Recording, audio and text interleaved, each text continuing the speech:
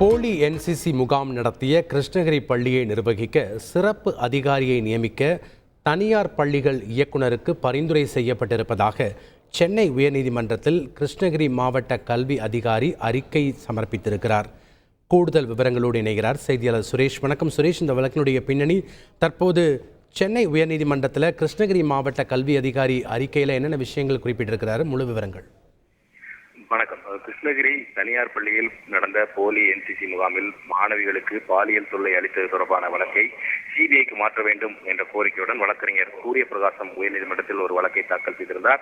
இந்த வழக்கை விசாரித்த உயர்நீதிமன்றம் இந்த சம்பவம் தொடர்பாக விசாரிக்க அமைக்கப்பட்டுள்ள தமிழக அரசின் பன்னோக்கு சிறப்பு குழு, அதே போல காவல்துறை மற்றும் அந்த பள்ளிக்கல்வித்துறை எடுத்த நடவடிக்கைகள் குறித்து அறிக்கை தாக்கல் செய்ய உத்தரவிட்டிருந்தது.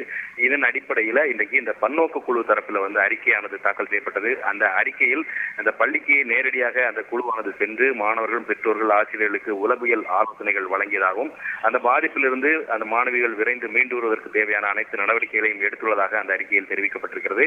இந்த சிறப்பு குழு என்பது போலி என்சிசி முகாம் நடத்தப்பட்டதாக கூறப்படக்கூடிய மற்ற பள்ளிகளுக்கும் சென்று அங்கேயும் அந்த உளவியல் ஆலோசனைகள் வழங்கியிருப்பதாகவும் போக்சோ புகார்களை எப்படி கையாள்வது என்பது குறித்து ஆசிரியர்களுக்கு விழிப்புணர்வு வழங்கப்பட்டுள்ளதாகவும் அந்த அறிக்கையில் தெரிவிக்கப்பட்டிருக்கிறது.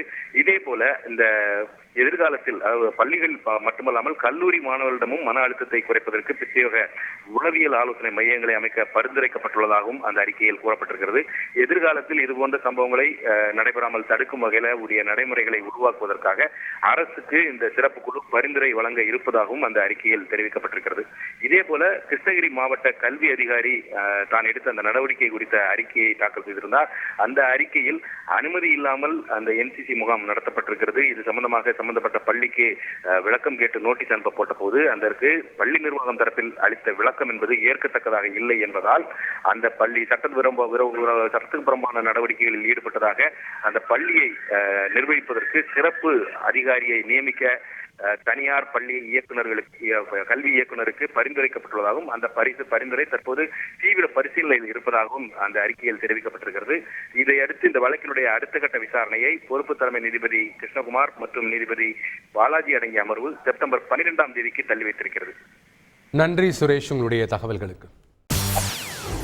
செய்திகளை உடனுக்குடன் தெரிந்து கொள்ள உடனே சப்ஸ்கிரைப் பண்ணுங்க.